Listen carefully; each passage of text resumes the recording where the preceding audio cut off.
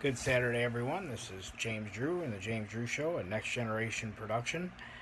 Um, Today, I want to talk about something different. I've been talking mostly about religion and politics, and we'll go into a little bit of politics because, I mean, that's pretty much it right now. It's the middle of November.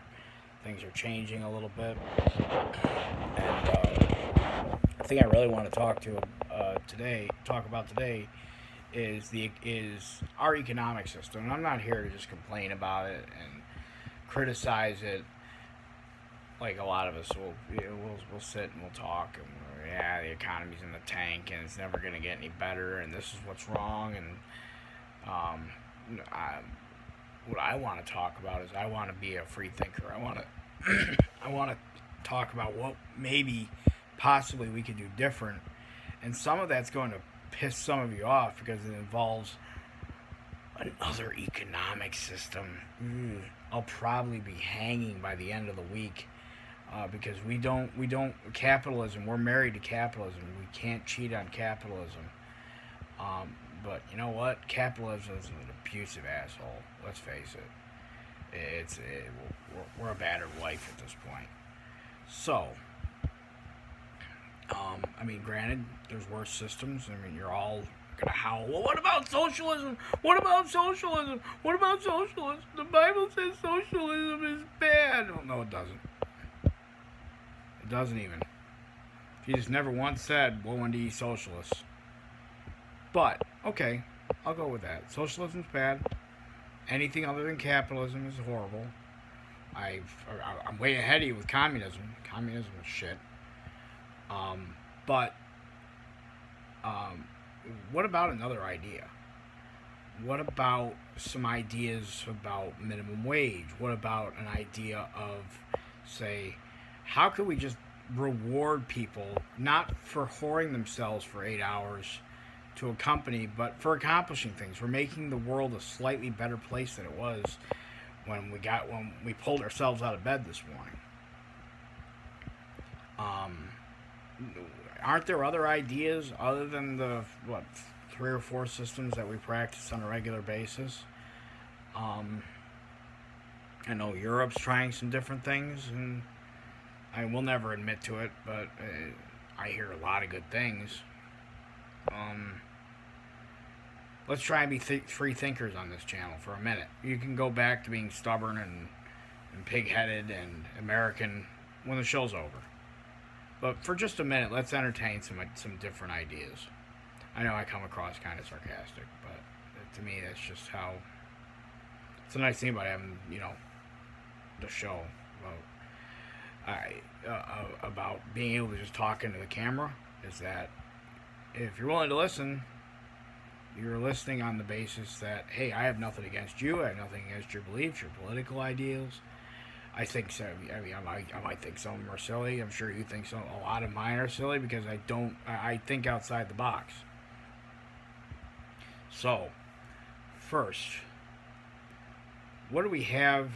What do we do right now? Right now, most of us go to work every day, and we push in some numbers saying that we're there. We work till about noon. We take a half an hour, we punch in some numbers saying that we're not there, even though we could very well be, because let's face it, who's going anywhere for half an hour? And why? Why put yourself through that kind of stress? And really, to me, half-hour paid lunches are more of a disservice than a service. Now, mind you, I don't know what I would do without them, because, I mean, you need something to break up the day, and I appreciate the 15 minutes of free time that they give us, every 2.5, 3 hours. But again, really all I'm doing is whoring myself to a cause that I really couldn't care less about. No one cares less about. Not even, aside from the people that are making the product and selling the product, they kind of want the stuff out and on a regular basis and on time, sure, so that they can get the money in their pocket. And that's capitalism for you. But I couldn't care less. I mean, I have no reason to. It's not that I don't take the fact that I have a job seriously, but I just finished a job throwing small boxes of spaghetti into bigger boxes, and just tearing up my shoulders and my back, and for something that, I mean, no one's ever going to know I was even there. Who wants to live the rest of their life that way? That's not what life's about. And most of us will. So, first off, what if there was something I could do other than sell a third to almost half my life on a daily basis to someone else that does probably will never even meet me? And it's going to make money hand over fist. What else? Is there a different way we can do this? Well, I have two inspirations. The first came when I was in my first few years of school. I went to a church school. I never attended public school. And there, everybody gets a trophy. Was a little different back in the '80s. The way it worked is we got these slips, we got these notes that to me were as good as money, because I got to take these home to my parents and say, "Hey, Mom, Dad, look at what I did. Pat me on the back." And it usually said something. It had a box check marked: perseverance, diligence, kindness. Just a little acknowledgement that I went above and beyond to emulate the values that were being instilled into me, theoretically. It was probably as much it was probably as much a note on their behalf as it was my own. Hey, we're teaching your kid how to do the right thing, how to treat other people. And we also got demerits, which could be the equivalent of tickets. And oh my goodness. I wasn't one of those kids that just went through the day without getting paid. I was either getting paid or I was getting fined. So I probably 4 out of 5 days I'd bring home a demerit, and I would bring home a merit, and I was just like I would skip home when I got off the bus. Because one, I'm not getting a paddling, and two, I might even get like an extra dessert or something, and some acknowledgement from my parents. It didn't come as easily as it does nowadays. When everyone gets a trophy regardless of what they do. And so there's that. So instead of the dollar, let's try a merit. My other inspiration comes from Captain Kirk. There are two instances, one where he tells Scotty that he's earned his pay for the week, and another where he tells Chekhov that he's earned his pay for the week, because they just randomly, all of a sudden, accomplish something very critical to their mission. That kind of insinuates that you don't get a salary in the economics of Star Trek. You get a merit. You just accomplished something. Check. That's your pay for the week. You don't have. I mean, you still got to work your shifts, but you know that you've gotten paid for the week. And anything else is the way as I understand it, as Star Trek economics has been explained to me, is you don't work to eat anymore. You don't work to put a roof over your head anymore. You work to better yourself and the rest of humanity. So say it's Monday. Scotty, you just earned your pay for the week. Does that mean Scotty doesn't come into work the rest of the week? No. Maybe you got your pay for punctuality. Maybe you got your pay for I'm sure there's lots of opportunities to go above and beyond in an institution like Starfleet, albeit fictional as it is. There's got to be ways to go, oh, well, that was easy enough. I just made I say I got the engines running at 100% quicker when it was needed. All right, you earned your pay for the week. Now, what does Scotty do the rest of the week? What motivation does he have to come in for the rest of the week to do his job? Beyond, if you don't do it, I'm going to fire you. That's no fun. That goes back to the system that we have. Well, Scotty also mentioned that he just bought a boat in Star Trek 6. Well, how did he do that? I mean, it seems to me like you get a salary based on accomplishing something, and then you just kind of, it's up to you whether you can. No, apparently what happens, being as at the very least, you're guaranteed, from the sounds of it, in United Earth and the Federation, you're guaranteed residence and you're guaranteed food. Why? Because most of the materials that you would need to make food, to make apartment buildings, things like that, come out of thin air. We replicate them. They figured out matter energy conversion by the 23rd century. Mind you, we're nowhere near that, but we do have things like 3D printers. And if it became economically feasible, we could house everybody. You can't 3D print food into being, but I'm sure there's easier ways of making food. But again, we have to fall back a little bit and realize that supply and demand is very crucial to our current system, to capitalism. So it's going to be a while before it's just a matter of, yeah, we're just going to produce things out of thin air. No one's ever going to have to, no more food stamps, no more grocery stores. But at the same time, if you're guaranteed a place to live, you've been making money for, say, Wegmans has been making money for as long as it's been making money for its house. Danny Wegman's house is paid for, I'm sure. So the trick is, now they're fed, they're housed, feed and house everyone else. Imagine, they say your IQ goes down 20 points for every year you spend in poverty or something like that. I can tell you, I've been poor since I graduated high school, and I'm not a dumb guy, but it's hard for me to think sometimes when I'm trying to figure out, when my stomach is rumbling. I've got a pile of eviction letters on my door because I'm sick and I haven't worked for a couple of weeks. Or something to that effect is going on in my life. And man, what I could do if I knew I had food coming and a place to stay all the time. I would figure out something. I have talents. I have abilities. I can write. I could do odd jobs to make extra money. And if I knew I had a place to live and it just wasn't an issue, and it was a comfortable place to live, and no one was going to steal from me or hurt me, and I could really take off. Now, a lot of people don't really want any of those things, as long as they have their vices, as long as they have their alcohol, their drugs, as long as they can ask someone for those things. They don't really care if they don't care to expand their lives. They don't care to they don't care to improve the lives of their children themselves. I get that, but I think a lot of people, given the opportunity, might be willing to put their vices away and improve their lives, improve the world around them. I know I would. Imagine how quickly you could get rid of vice if life wasn't so damn miserable from just trying to exist.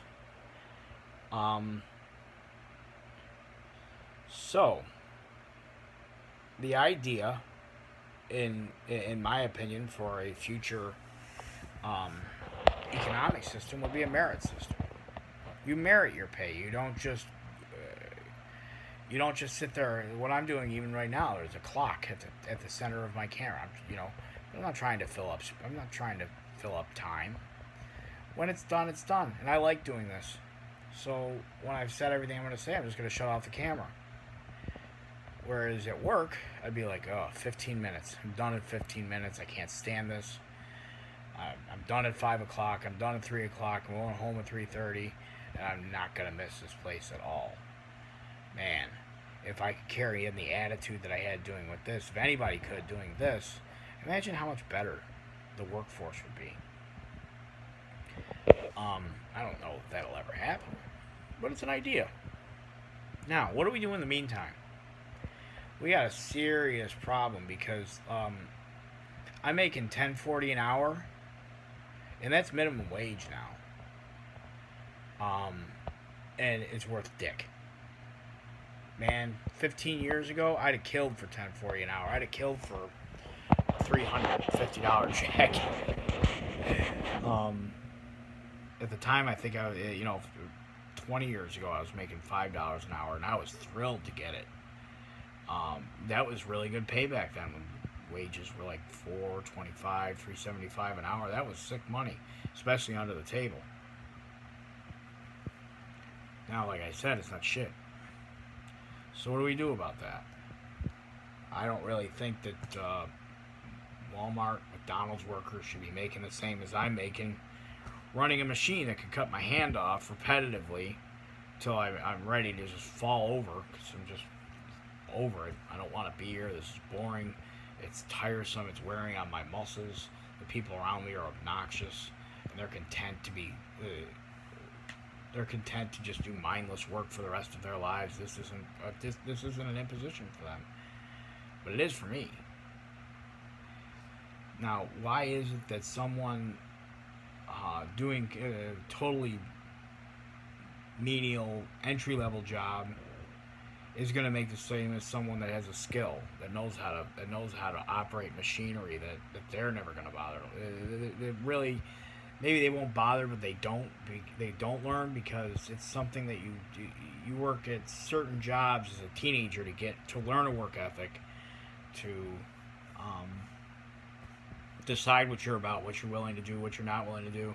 Some people are willing to work certain jobs their whole lives and they thrive at it. I personally, the first time that somebody told me to flip them eggs a little faster, I threw the pan at him and said, flip them yourself. I got another job. Up yours. That was for $7 an hour down south. And I eventually ate those words. But now those same people are making $12, $13 an hour to my $10.40. But I have a skill, man. Now, why is this? Why is it that, not just with wages gone up, but prices have gone up right along with them. Nothing's improved. Life is unaffordable. So what do we do about this? Here's my idea. It's completely off the wall, probably. I'm sure there's plenty of flaws. But my idea is jobs like these entry-level jobs that don't require any skill, never going to require any skill. You just do them, basically for practice. Lower the working age to 13. Let these little brats pay for their own cell phone.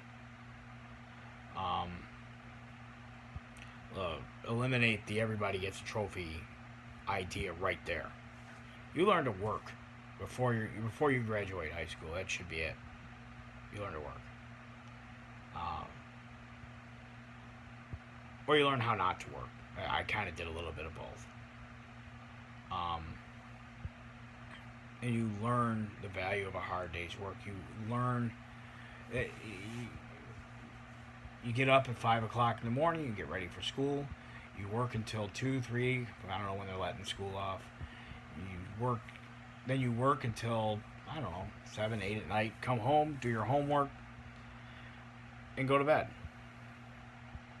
See how quickly the drug epidemic clears up then. No more partying. No more bullshit. You grow up.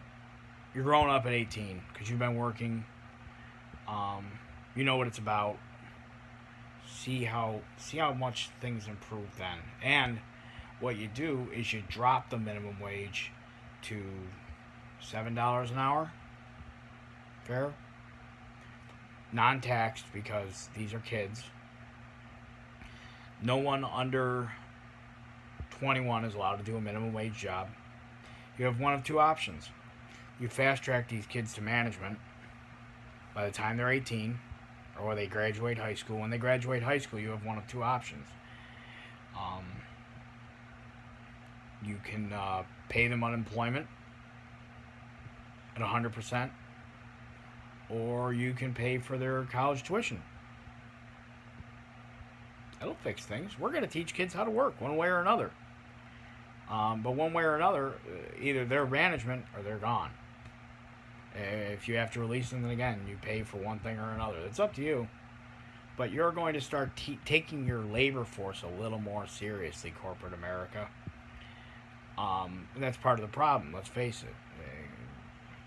In a capitalist system, workers are just a means to an end. And that's, theoretically the nice thing about a socialist system, which I'm not advocating. But that's the flaw of capitalism,